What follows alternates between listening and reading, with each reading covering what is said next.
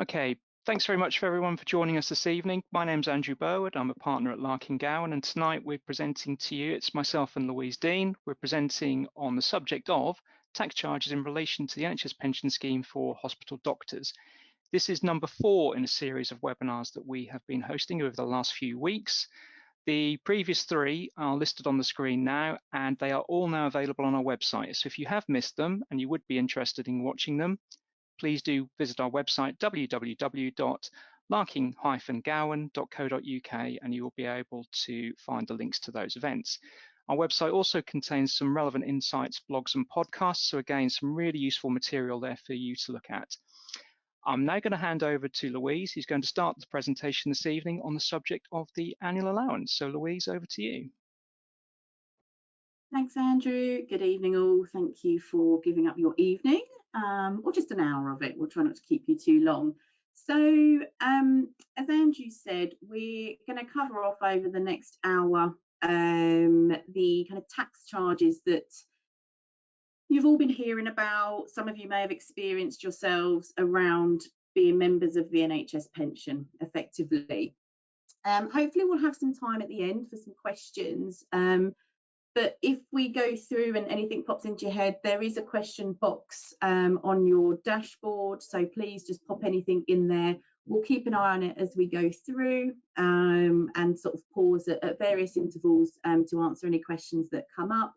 And as I said, we'll also have a little bit of time at the end. Okay, so the biggest tax charge that we tend to associate with NHS pensions is something called annual allowance. Now, you may have heard about this term bandied around, you may have experienced it. So we just want to give you a little bit of a background, really just to bring it to the forefront of your mind. Things maybe have improved or would likely to improve over the next year or so. But if you haven't looked at anything previously, there still could be a little bit of unraveling, which is why it's really still important for everyone to know what's going on. So what is annual allowance? So effectively, anyone can put money into a pension scheme, whether it be a private pension, which we would call a defined contribution scheme, or something like a public sector pension, the NHS pension, which is a defined benefit scheme. And they have different rules and reliefs attached depending what scheme it is. So anyone can put in to a pension, but there is now a limit on to how much tax relief you are able to obtain on the contributions into your pension.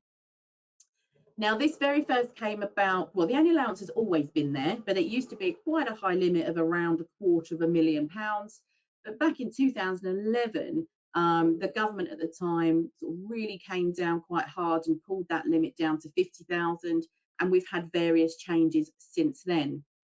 Up until April 2023, the limit was £40,000 per tax year, maximum £40,000 per year. So what that means is for a defined contribution scheme, you could effectively put in £40,000 of contributions, and you'd have to take into account contributions from someone else, e.g. your employer, and you will get tax relief on that full 40,000. If you paid in more than that, then effectively you would have to pay the tax back on the automatic tax relief that you would get. That's generally the premise of annual allowance. It's restricting the tax relief that people can obtain on their pension pots. Now, a little bit of good news was that from 6th of April 2023, that limit was increased to £60,000 onwards. So prior to that, we've still got this £40,000 limit that we need to consider. So as I said, this applies to all pensions, and there is only one limit. It's not 40,000 per pension pot. So you have to factor in all contributions to all the different pots that you may have, and they will all fall under this one annual allowance limit. Now, depending on what scheme you are contributing to will depend on how you use that £40,000 allowance. So if you're paying into a defined contribution scheme, so if you're paying to a private pension, a SIP, then you would look at the contributions that you pay in and a third party pays in. So it's much easier to control where you hit and not exceed that 40 or 60,000 limit. Where it gets more complicated, and the reason we do these types of webinars, is if you are in a defined benefit scheme, which the NHS scheme is a type of, then the contributions are effectively ignored. They bear no relevance to this annual allowance limit. What we have to do, and we'll come on to an example, is look at the increase in your pension benefits from the start of the year to the end of the year. And there's some other calculations that come with it. If you go over your allowance, then it's taxed at your marginal rate. So it forms kind of part of your total taxable income and would need to be reported on your tax return. But you can go back and look at what's happened in the prior 3 years to see if you have any unused allowances that you can bring forward and offset as well. Okay, on to the next slide, please. So, as I said, with the NHS scheme, we just disregard contributions. We need to look at how our pension benefits have moved. So the last webinar that we did talked about how those benefits are accrued. So for a hospital doctor, or what we call an officer member of the scheme, it's based on your pensionable pay and your service across, depending on which scheme you are in. So we have to look at the growth in your pension benefits from the start of the year to the end of the year. We multiply that by a factor of 16, and this is a kind of a government set factor. And then we take into account any increase in a lump sum. So again, bearing in mind that the 95 scheme attracts a tax-free lump sum, an automatic tax-free lump sum, but the 2008 and 2015 schemes don't. So that's why we say we kind of deal with that increase in lump sum separately. Now, NHS pensions will write to members of the scheme who have excess growth over and above the standard 40 or 60,000, depending which year we're in. But we'll come on to in a little while why you can't just place reliance on that. And I said that there is a maximum of 40 or 60,000 pounds. So moving on to the next slide, Andrew, oh no, sorry, still me, I was jumping ahead. I think I was on the next slide. Andrew's going to cover off on the next slide why you may not have that full 40 or 60,000. But let's take it back to an example just to put it into context. So with this example, we have a consultant who has a pensionable pay of 110,000. The prior year was 100,000. Now, this is a very simplistic example, I should add. Everyone will have their own different complexities. And this doctor had 20 years in the NHS as a member of the pension scheme. So just as a quick reminder, if you are a member of the 1995 scheme, your pension benefits are based on the best of the last 3 years of your pensionable pay. So at the point you retire, they will go back 36 months and take the best of the last 3 years, and you will get an 80th of that pay as an annual pension. So as your pensionable pay rises year on year, so do the pension benefits alongside it. In the 2008 scheme, it's a similar final salary link, but it's slightly more complex around what years they use. So they look at a 10-year window and they take an average of 3 consecutive years and then take the best average out of that 10 years. Don't know why they have to make it so confusing, but they do. But you get a 60th. So it's a slightly larger accrual rate. But if you were on one of the other webinars, you'll know you have to work an extra 5 years before you're entitled to the full benefit. They've really stripped it back and simplified matters in the 2015 scheme. So it's not linked to your service anymore. You just get a flat 54th of your pensionable income every year. So this doctor is in the 95 scheme and the 2015 scheme. So what we have to do essentially is we would have looked at their pensionable pay of the 100,000 in the prior year, because we're assuming that the 110 is the best of the last 3 years. So on a pay of 110,000 compared with 100,000 last year, that will be an increase in the year of £2,500. So we multiply that by 19, which is effectively the 16 factor of increase plus the lump sum, because the lump sum is 3 times the pension. So we can multiply it by 19 for simplicity.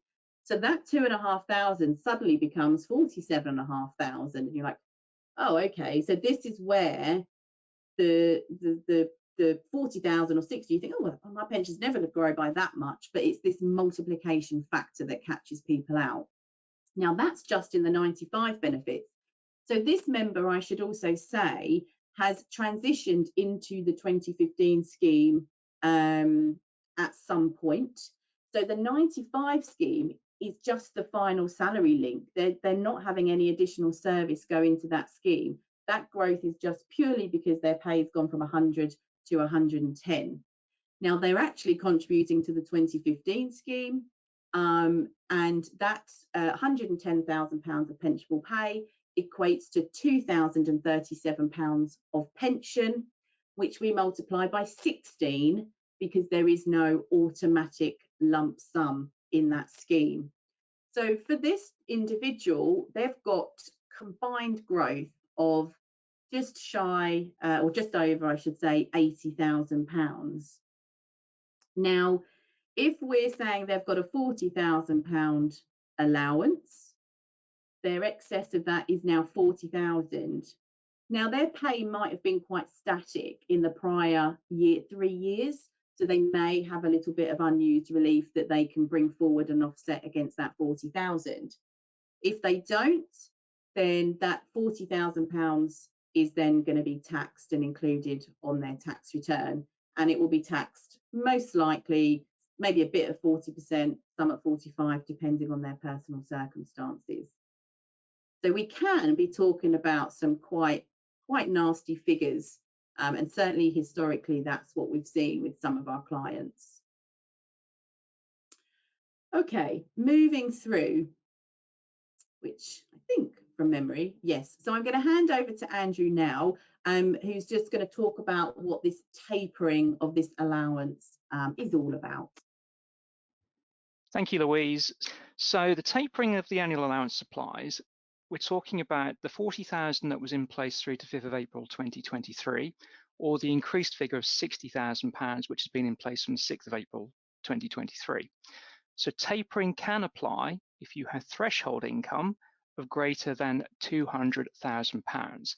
That's where you become at risk of losing some of that annual allowance Now, the minimum annual allowance in the current tax year that we are now in is £10,000. In the previous tax year, the minimum allowance was £4,000. Now, the definition of threshold income is all sources of taxable income. So this does include income from any sources that you may have outside of the NHS. So it's not just earned income either. It's dividends, rental profits, employment, self-employment. All of those contribute to your taxable income, which is declared on your annual tax return. If your threshold income is less than £200,000, there's nothing further that you need to do to establish what your annual allowance is. It's either £40,000 in 22-23 or £60,000 in 23-24. It's as simple as that. However, if your threshold income is higher than £200,000, then you need to calculate what your adjusted income is. Now, crudely, adjusted income is the threshold income that we've previously mentioned, plus your pension input amount. And the pension input amount are the figures that Louise went through on the previous slide. Okay, so carrying on with the theme, if your adjusted income in 22-23 and previous years, if that's below 240,000, so that's 200,000 together with the annual allowance of 40,000, if your pension growth is less than 240,000 when added to your threshold income, then you will retain the full 40,000 allowance. However, if that adjusted income is above £240,000, then that 40,000 annual allowance is reduced by £1 for every £2 above that threshold limit, and it reduced down to a minimum of £4,000. For the tax year that we are in now, 23-24, we mentioned that annual allowance has now gone up to 60,000. So it is, you take your threshold income together with your pension growth. If that is less than £260,000, then you will retain the full £60,000 allowance. However, if you're above the £260,000, then tapering applies again. The annual allowance of £60,000 reduced by £1 for every £2 above the £260,000, down to that minimum level of £10,000 that I mentioned previously.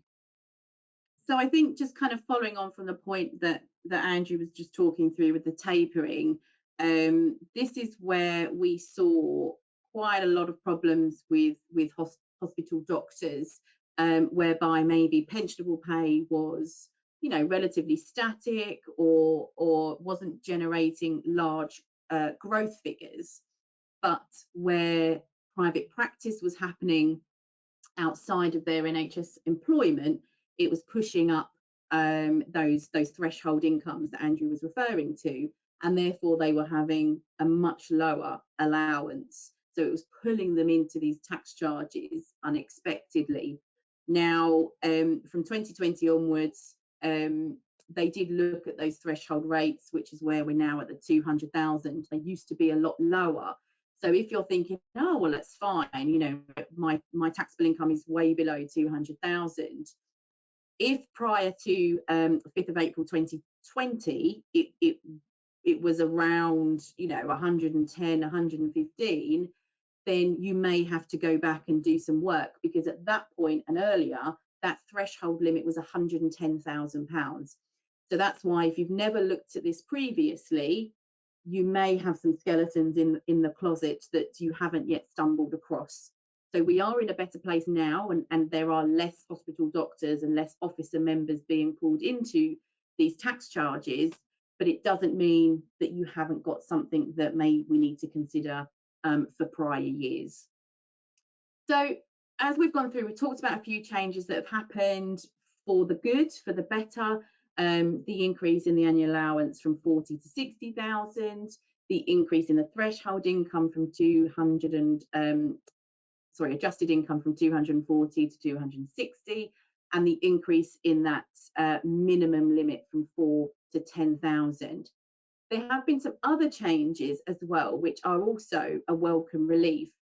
So the changes we've just spoke about only applied from 2023, so 6th of April 2023. These changes I'm just about to talk about will actually apply to the 22-23 tax year, and there is a specific reason for that.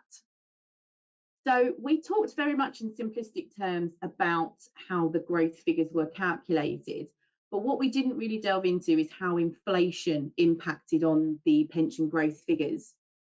So as part of your pension benefits, they are uplifted every year by inflation plus an extra 1.5% if you're a contributing member.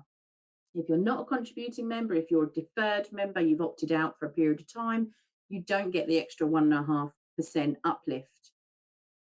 Well, that's great, brilliant. You know, you're getting at the moment, what are we, maybe about 10-11% uplift to your pension benefits, which is why it's a good scheme to be in. But what that does mean is actually it does have this knock-on effect, because your pension benefits are increasing at a greater rate as inflation rises. So it can then have a knock-on impact on this pension growth and this annual allowance. But where the real problem lied was HMRC, in the calculations for the annual allowance, allowed a kind of notional uplift to the opening position. So when we look at the growth in the benefits from the start to the end, we factor in this notional uplift at the start of the year, and we factor in the in-year uplift you get as part of your pension benefits. But the problem in that was that HMRC would use a rate in the year earlier to the NHS scheme. So in 22-23, we were seeing inflation rates rise quite rapidly. And what that meant for calculations was we were looking at an opening uplift of 3.1% and a closing inflation uplift of 10.1%. So there was going to be a 7% uplift to your pension benefits that would basically directly feed into annual allowance calculations through no fault of your own. You have no control over what inflation is doing. So what they have said, they recognised quite late in the day that this was a problem. So what they have said after a period of consultation is that they will effectively shift when they apply the in-year uplift. So previously they used to apply the inflationary uplifts on the 1st of April every year, so it just fall into that tax year. So what they're now saying is they will apply it on the 6th of April, so it shifts across into the next tax year. So the 10.1% that would have been applied into 22-23 will now be applied in 23-24. At which point, we will also have the 10.1% uplift by HMRC. So effectively, it completely now cancels out any inflationary impacts up or down on your pension benefits.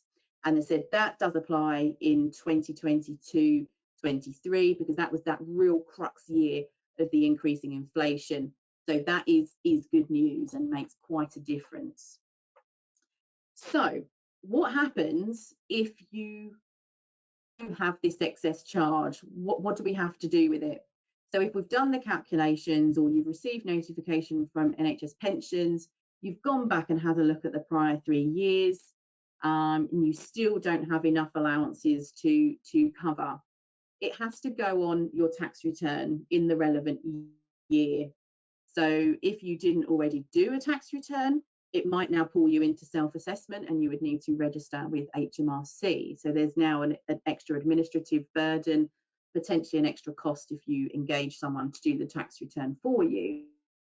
Now that tax charge, as I said, is based on your marginal rate of tax. So you would take all your sources of income and you effectively add that onto the top and pay that, whatever that top line of income tax that applies to you.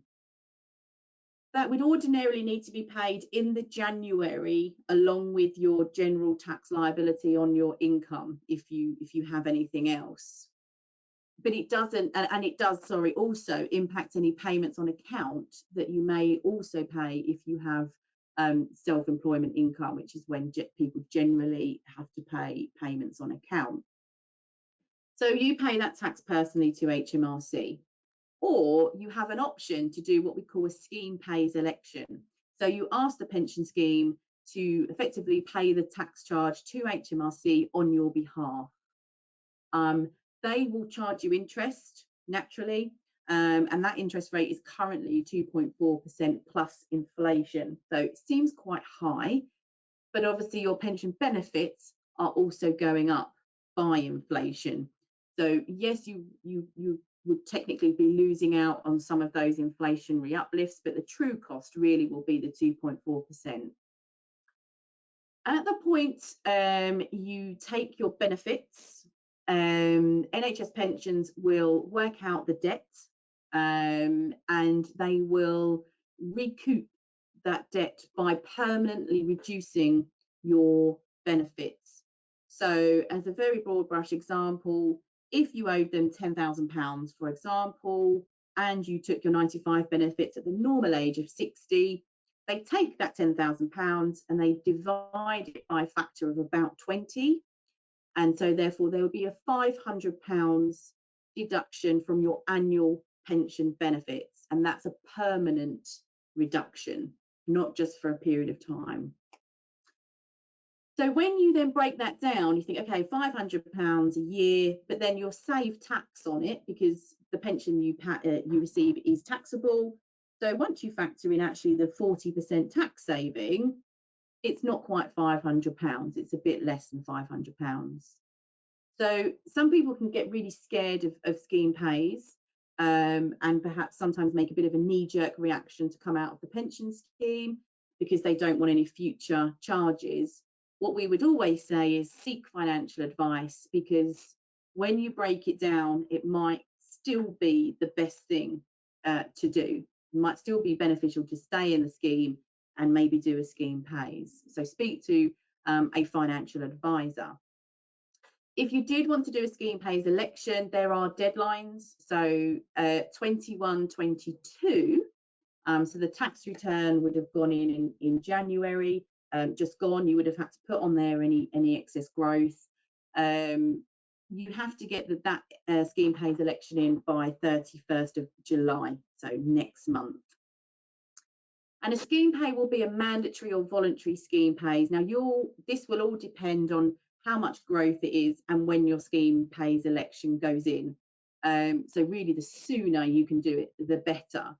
And the difference between a mandatory and a voluntary is who picks up the interest charge imposed by HMRC, because NHS pensions don't often pay HMRC in time, especially if you haven't yet done it and you put a scheme pays in before the end of next month, because you should have paid the tax in January. So there will be interest accruing on that.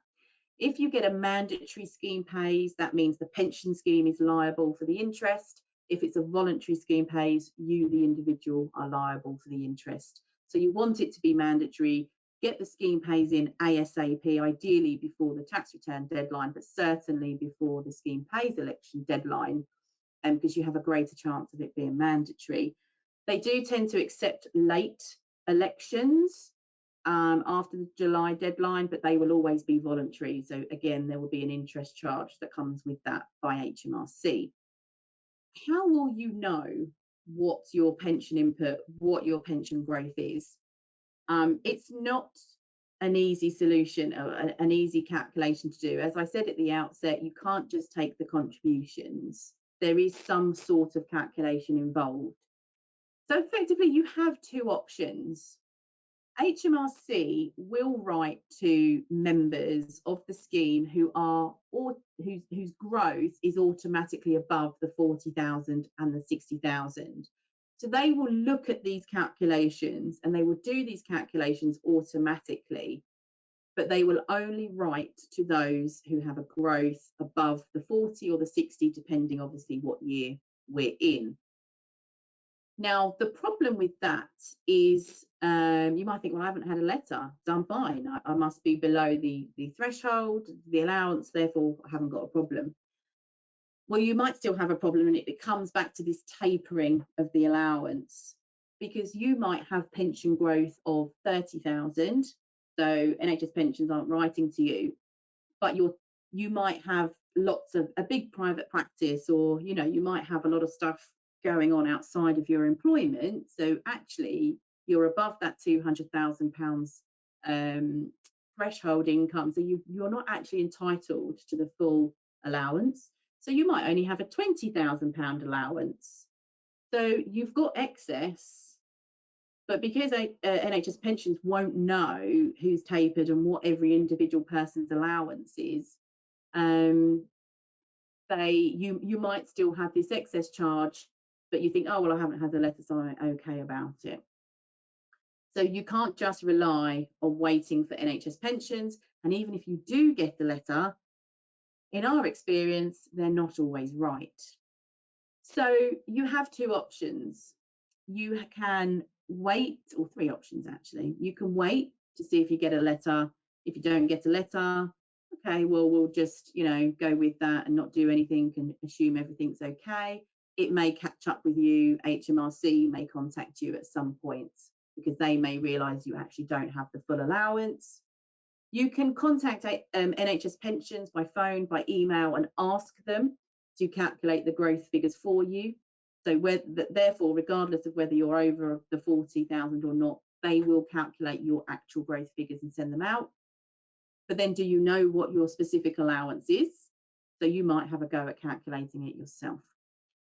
The third option, which is my preferential option, is that you get advice. You speak to someone who knows how to do these calculations. Now, maybe an accountant like us, we do this quite a lot. We understand this quite well. Or it might be a financial advisor. Now, like accountants, some accountants really know what's going on, some have no clue. Financial advisors are exactly the same. There are some who really deal with it, like with those in the NHS scheme, and then there are others who don't and don't really understand the rules.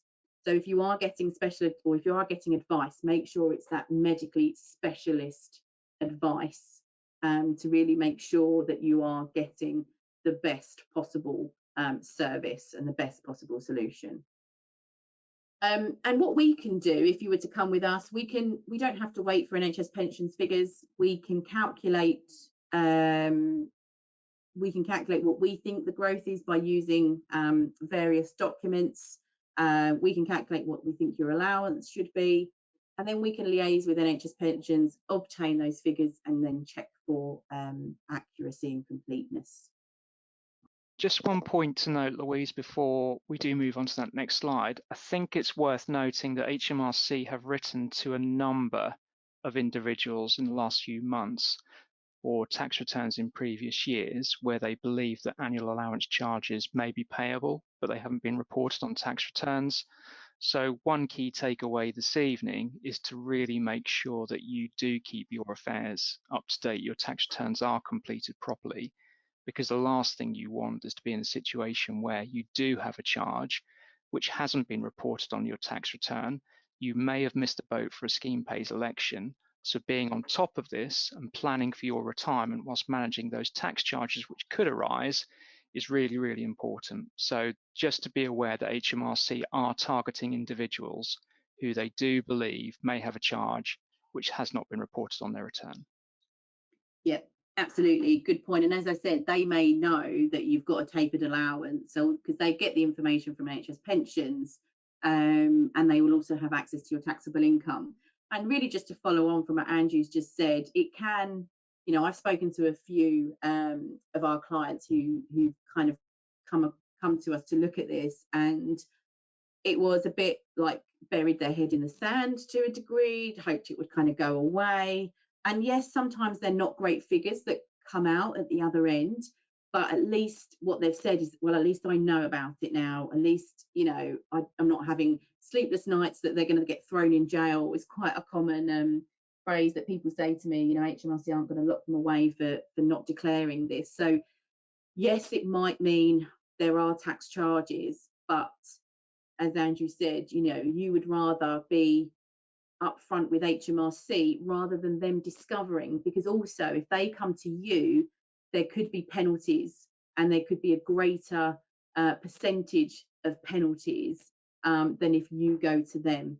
If they discover something, then they've got bigger powers to impose higher penalties. So that's another reason really to kind of bite the bullet and to have a look at what's going on. So we've just put a little extract on screen of what you should get from NHS pensions. And it comes in one of them horrible brown envelopes that never signal, yeah, you've won the lottery. It's always bad news when you get those brown envelopes on your doormat. So what NHS pensions will give you, this one's obviously a little bit out of date, but it's just an example that we use. They will give you the most recent year that they have calculated. So if you're not getting one, and I would say probably in the next 2 months, I'd say from kind of mid-August onwards, you may well start getting these for 22-23.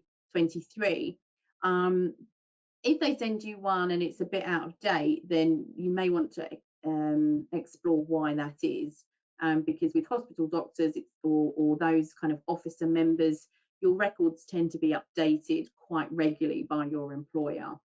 So what the statements will show is they will show that most recent year's growth, and then they will give you the prior 3 years as well, because as I said, you can go back and look at any unused allowance. Now they put the standard allowance on these forms.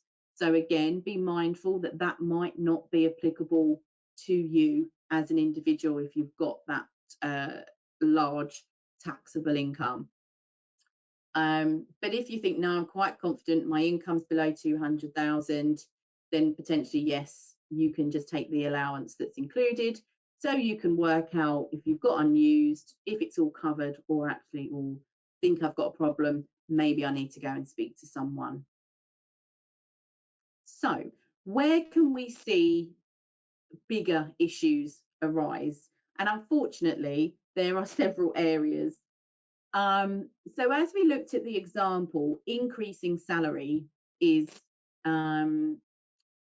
is one of the main issues that we see, especially for hospital doctors, for consultants, as you move up the pay scale. When you get to those kind of higher increments at around sort of year 7, year 8, your pay starts to go up by kind of £6,000, £8,000, £9,000. So where you get those bigger jumps, you start to get the bigger pension growth, because not only is your pay just higher, so in the 2015 scheme, for example, you've got a bigger pensionable pay, a bigger pension pot follows, but in the 95 scheme, where you've got that final salary link, you're getting a jump in the pay, so you get a jump in the benefits. So if your pensionable pay increases, that can cause a problem. But also it could be you've got a new clinical excellence award. Now, there have been changes in recent years, so not all excellence awards are pensionable. So bronze, silver, gold are pensionable. New local ones are not. So that won't impact your pensionable pay, but may impact your taxable income. So we've got this other side of this tapering. So if you've got a new clinical excellence award, you've got increasing salary, you've moved to an increment, okay, maybe this is a year that I might have to think about something. But what we then often see is where, you know, you've been at the previous increment for a few years, your pay's been quite static, maybe you've got a bit of unused relief. Salary sacrifice. So this is really quite an unexpected surprise, I should say. So you may want a nice shiny new car and you think, brilliant, I'm going to take advantage of the kind of NHS salary sacrifice scheme, get myself a nice new Tesla. Okay, great. So in the first year that you take it out, what you're doing, you're effectively sacrificing, you're giving up some of your pay to buy the car. You pay it off in monthly installments, normally for a 3-year contract. So your pay goes down, so your pensionable pay also reduces. So you might have pay in this year, and then the next year you take out that contract and your pay drops a little bit. Okay, well, that's quite good news, because it probably means you're not going to have a pension, or you're going to have a much lower pension tax charge or lower pension growth. But what happens when you finish that contract and you decide not to take out a new salary sacrifice contract? Well, the reverse happens. You're no longer paying the monthly amount, so your pay jumps up, your final salary link kicks in and jumps up. So actually, suddenly you've got quite a large pension growth problem. So if you already have a salary sacrifice, you might need to think, okay, when's that due to end? What am I planning on doing? Was I planning on you know, giving the car back and walking away? Or actually maybe I should, you know, carry it on. So that's maybe again where you might get in touch, because that can lead to problems that people just don't even think about. Pay arrears, really another common one in the hospitals. You may have been on the wrong contract, you may have changed your PAs, increased your PAs maybe, and they weren't done correctly, and so you've got some pay arrears and they were backdated. Now, normally what they do is they'll pay it to you in any given month when it's discovered, and it will be reported to HMRC, and it will be reported to the pensions as well in that month. Now, if those arrears span more than one tax year, that's where you might have a problem, because what it's doing in the year that it's reported, it's artificially inflating your pensionable pay. So again, it can cause a spike in your pension benefits and a spike in that pension growth. So what you probably may want to do, is spread that pay across the related years, because it then evens out that increase in your pensionable pay. Now, I say may because it could be that putting something back into another year makes that problem even worse, whereas actually if you do leave it in this year, it's okay. It's actually not triggering any growth charges. So you probably want to look at the impact of spreading it or not spreading it, which again is where specialist advice would come in. So again, if you think, oh God, that's happened to me recently, I haven't looked at, not even recently, over the last 10 years really, when we're thinking about annual allowance, you might want to think, okay, how does that impact me? Increased inflation, I've said we'll come back. We won't come back to this. We've already done it. Sorry, the slides. I think I changed my slides around quite last minute. So this was a problem, and it can still be a problem for prior years, but certainly for 22, 23 onwards, it shouldn't be an issue. But it certainly can be an issue still in earlier years. So again, it's not something to be ignored. Outside earnings, as we've covered off, if you've got a nice large private practice that you work through, it could push your earnings above 200,000. So again, if that's you, or if you have never looked at annual allowance and prior to 2020 your earnings were over 110,000, we could have an issue you might want to look at. Added years, additional pension, you are buying extra pension either by paying a block of money in the additional pension or buying extra years service. Whichever way you're doing it, the impact is to increase your benefits over and above the normal rate of accumulation. So again, it's going to spike that growth. The growth is going to be quicker than normal. So if you have an added years contract, if you're buying additional pension, again, something you may want to think about. And if you make any private pension contributions, as I said at the very outset, this 40 or 60,000 allowance only, there's only one allowance. So if you've got private pension contributions, you have to factor those in, and it may be tipping you over the edge. So if any of those ring true, resonate, then I would suggest you get in touch with someone. Okay, so, sorry, thank you, Andrew. So can you do anything about it? Well, unfortunately, there isn't much that you can do. You can't really control how much you earn in terms of your NHS contract unless you drop PAs. You can't control inflation, although that's not really a problem so much now. And you can't control legislation. So there isn't huge amounts that you can do when looking at this. So if you do have pay arrears, then I think, again, look at the benefit of whether they should be allocated to the correct years, because actually that might wipe out the problem. Outside income. So this is probably the area you have the biggest control over. If you've got a private practice and it is pushing you above that £200,000 threshold, you may want to consider a limited company. Now, I often have people come to me and say, oh, Joe Blogs down the street or someone I sat and had lunch with said I should set up a limited company and I can save tax. So many times I have those conversations, and more often than not, the answer is, well, actually, you're not going to save tax. It's just going to push that tax further down the road. With annual allowance, this is one of the scenarios I can actually say, yes, it could well genuinely save you tax. So if we have a limited company, we have a separate entity, your private practice income now goes into this limited company. The company pays its tax. it has no bearing on you personally unless you draw some money out of that company. Now, if you've got an NHS employment and a private practice, you're going to take money out by way of a dividend generally. But as Andrew said when he spoke about the tapering, dividends are also factored into this £200,000 taxable earnings. So you can't just take all of the money out.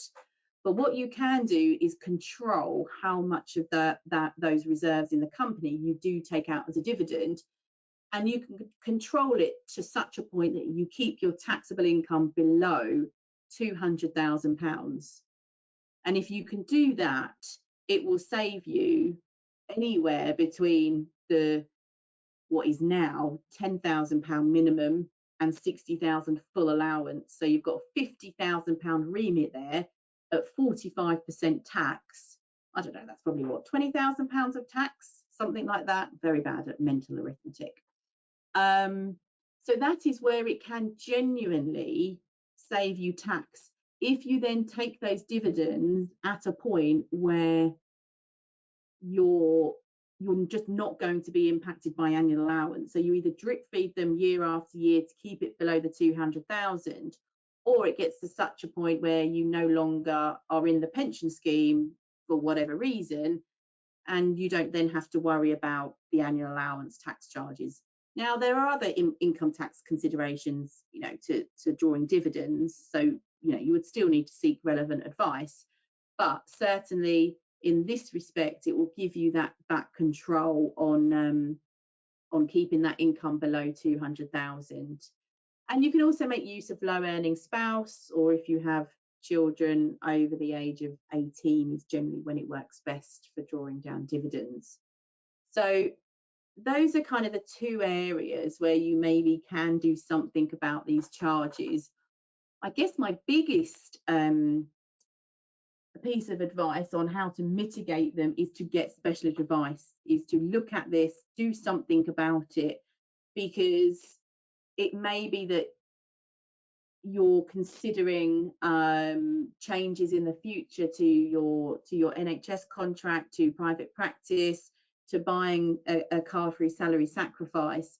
But by getting advice and having this work carried out and speaking to someone, we can help with that decision making to hopefully avoid or at least minimize any of these charges going forward.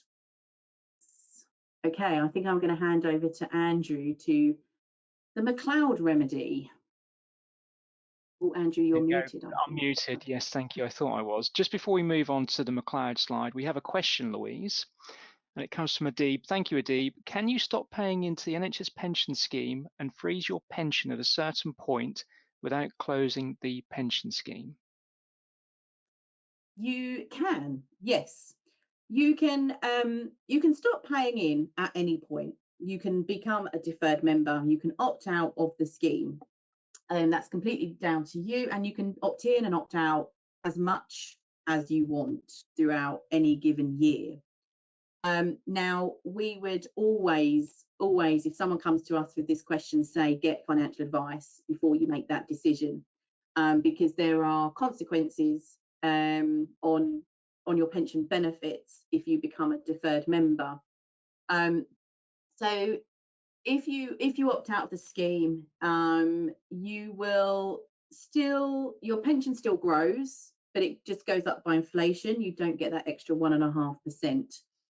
If you are, and it will just sit there and it will just wait for you to draw it at whatever age you decide to draw it. If you are out of the scheme for a complete year, complete tax year or pension year, so 1st of April, 31st of March, if you're out for that complete year, then you don't contribute to any other pensions, you can't have an annual allowance tax charge. So that is the way to guarantee you don't have a charge. But obviously you are not in the scheme, your pension is only growing by inflation, so you will have lost some pension benefits there. So that's why you have to seek to a financial advisor. How will you replace those lost pension benefits? There are changes to death in service benefits. So yes, so the answer is yes, you can stop paying in. It won't close down the whole scheme. It's still there. It's still your money, but it just goes up at a slightly lower rate. So Adib, I hope that answers your question. Thank you, Louise. So moving on to the McLeod judgment, which hopefully some of you have heard of that phrase. So the slide in front of you gives you a bit more detail. You'll see at the very bottom of the slide, we have an excellent podcast which was put on by Lizzie, one of our fellow partners, and Louise. It is available on our website. The link is actually shown on the slide below. But just to cover off what McLeod judgment means, basically, government lost an age discrimination case following the introduction of the 2015 NHS pension scheme, where some members are actually forced to move into that new 2015 scheme. So it's basically age discrimination because the 2015 scheme has a later retirement date compared to the 1995 scheme. So 2015 is linked to state retirement age, 1995 scheme, it's age 60. So clearly there's a big difference there in terms of when you can draw your pension to get the maximum benefit from that. So as a consequence of this age discrimination case, the 2015 scheme has been reset and all members are now automatically transitioned to the 2015 scheme. Instead of being on 2015, it's now 1st of April 2022. I'm just going to read to you a section from NHS's pensions website because there's some useful information in here. Just for reference, the website address, if you don't already know it, is NHS BSA, which stands for Business Services Authority, .nhs.uk. And there is a section on changes to public service pensions. There's quite a bit of detail in there. The website is very useful, but it is a bit of a minefield. But I'm just going to read this to you. When it's time for you to claim your pension benefits, you'll be asked if you want to receive legacy scheme or reformed scheme pension benefits for your service between 1st of April 2015 and 31st of March 2022. So 31st of March 2022, after that date, all future benefits that you are buying, they must be in the 2015 scheme. You don't have a choice thereafter. We'll provide you with this information at the time to help you make your decision. Asking you to make this choice when you retire means you'll know exactly what you are entitled to under each option. This will make it easier to decide what's best for you. This is where it gets interesting. The government intends for processes to be in place by the 1st of October 2023 to support members to make their choice on retirement. Your service for the remedy period will be automatically moved into your legacy scheme until you've made your choice. By 1st of October 2023, any continuous service you have between 1st of April 2015 and 31st of March 2022 will be placed into your legacy scheme. We'll share more information on how this change will happen and what to do if this impacts your circumstances once this is confirmed. For now, all of our processes remain the same and there's nothing you need to do. So hopefully from that, you'll see that this doesn't affect you at this particular point in time. You've only got to review matters when you come to take your pension benefits, and NHS Pensions will be providing you with information to help you make an informed decision. Having said that, the decision is completely personal to you because there may be reasons why you want to remain in one scheme or the other, and you should take the appropriate advice. So Louise has already mentioned about taking advice on all things pension. Just for the avoidance of doubt, we can help you with the number work, but what we cannot do is to help you with any investment decisions you may or may not make. We are not authorized to give independent financial advice. That's where the independent financial advisors come into play. And if you need someone who we can recommend to give you that advice, we're more than happy to do so. So the podcast is available. Hopefully that's been a useful recap as to what McLeod judgment actually means. On to the next slide, where we are going to look at the lifetime allowance. So up until now, we've been talking about annual allowance. There's a further allowance that you need to consider when you come to take your pension benefits. I should say that this runs through to 5th of April 2023.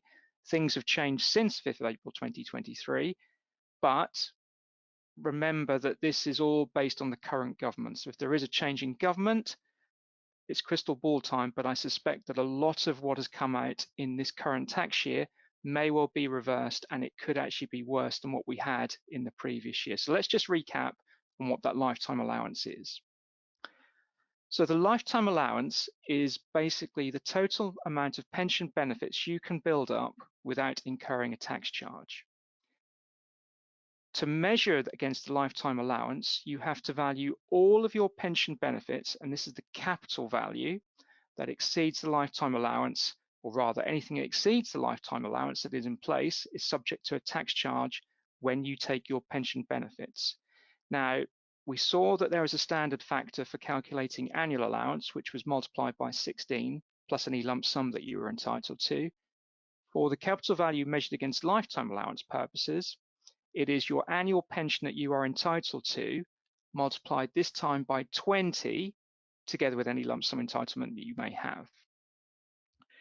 If you have an excess over and above the lifetime allowance, NHS Pensions pays that direct to HMRC before your pension comes into payment, and they recover the cost by permanently reducing your NHS pension benefits.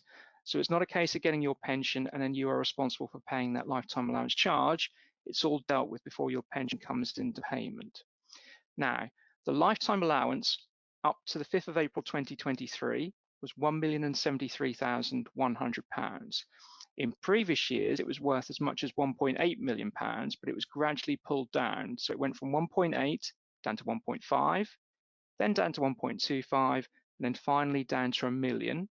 And then thereafter, it was increased by an inflationary amount thereafter to the level which was in place on the 5th of April 2023 of £1,073,100. Now, bit of a surprise coming out of the budget statement that set the precedents and all of the legislation in place for the 23-24 year, that lifetime limit has now been scrapped. So if you draw your pension benefits in the current tax year and you are over the previous level of the lifetime allowance, doesn't matter, you will not face a lifetime allowance charge when you come to take your pension benefits. The only thing that remains in place is that there is a maximum tax-free lump sum that you can take from your pension, and that is 25% of the previous cap that was in place. So if your pension benefits, the capital value exceeds that £1,073,100, the maximum tax-free cash you can take from any pension is 25%. That 25% is not basically on your total pot now, it's 25% of the previous level of £1,073,100.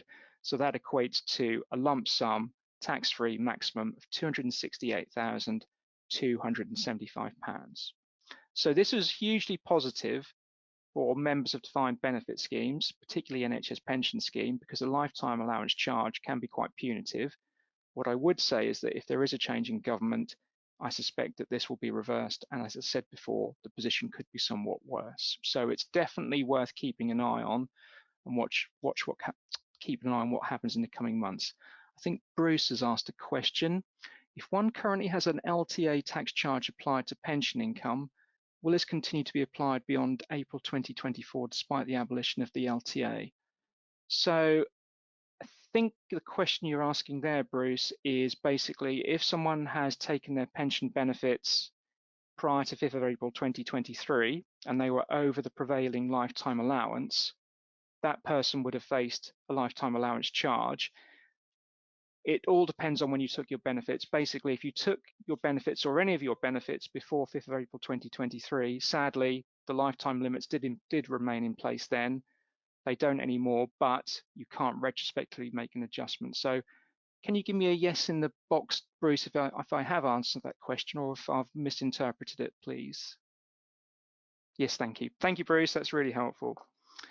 Okay, so that is lifetime allowance. We are getting close to the end of the session. I appreciate we've gone slightly over, but we are nearly there. We're on the home straight. So the last slide is, what should you be doing now? So the first point, hopefully you've gleaned from this evening that this is really important. We really encourage you to review your pension benefits on a regular basis to make sure that they are accurate. Inaccuracies can lead to incorrect pension benefits and incorrect pension growth calculations. It's also making sure that you are compliant with HMRC rules and that if you do have an annual allowance charge, you do report it appropriately on your tax return. And that then gives you the opportunity, should you wish to do so, to make use of a scheme pays election facility. You can obtain a total reward statement, and that will give you an estimate of your NHS annual pension income and lump sum entitlement where you're a member of the 1995 scheme. However, previously, total reward statements have been accessed via the gov.uk Verify platform. That was actually closed on the 30th of March 2023, and we are still awaiting confirmation of what the new digital access service will be to replace it. You should still be able to access it via ERS. You can also contact NHS Pensions to get a copy of your statement, and they agree to do so within 40 days. The email address is shown on your screen, and there's also the telephone number for member inquiries too. Next point, statements are updated annually, usually in August. However, if information isn't available to NHS Pensions to update them at this point, an updated statement may be available in December. So NHS Pensions are at the mercy of everything being processed correctly on your record. Again, it's important to keep an eye on that and just make sure that you get the benefit for the pensionable pay that you have paid pension contributions on. The final point on the slide, at least, is if you are concerned that you have a pensions tax charge or are not sure, or you've received that pension savings statement through the post and not sure what it means, we'd be absolutely delighted to help you with anything that we can. So please do get in touch with us if we can be of service to you. The final point, which is not on the slide, and I think it's really important takeaway, is it's important to consider the benefits that you get from NHS pension membership against the cost of that membership. We are in a situation where the cost of living is growing exponentially, money is tight. However, that pension scheme, you could not replicate the benefits you get from that pension scheme in a private arrangement unless you were taking significant risk. That NHS pension is buying you a guaranteed index-linked pension. You also have benefits that come alongside active membership that Louise has mentioned, death in service, critical illness, spousal pension. It is a fantastic scheme. The tax changes that have come in from the 6th of April are certainly helpful as far as mitigating tax charges on pension is concerned.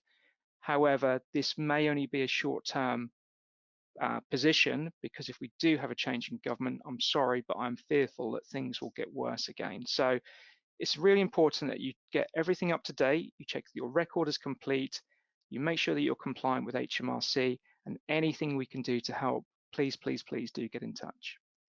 So that concludes our slides. We do have time for any further questions if anybody has them. What I will do whilst we're waiting to see if any questions arise, I'm going to have to pull up our usual disclaimer slide. I'm sorry, but we have to do so. This evening's session, as you can appreciate, it is, I've gone too far now. There we go. It is generic advice. It's covering off the main points regarding NHS pension, but it's not specific advice tailored to you. So the contact details are on the screen. Horrible photo of me, but there we are, lovely photo of Louise. I cannot see any further questions, so conscious it's now 6 minutes past 8. I think it's time to wrap it up. So thank you very much for your time this evening. We hope you found it useful. If you'd like to watch us again, you poor fools, the links will be on our website. The previous 3 events that we've done between us are on the website. So, and by all means, do share those webinars and recordings with your fellow practitioners and hospital consultants, because spreading the word is really, really important. Anything to add, Louise? I don't think so. No, just get in touch, no matter what question, big or small. There's never a stupid question, so we're always happy to help. Thanks, Okay, Andrew. have a good evening, everyone. Bye. Bye.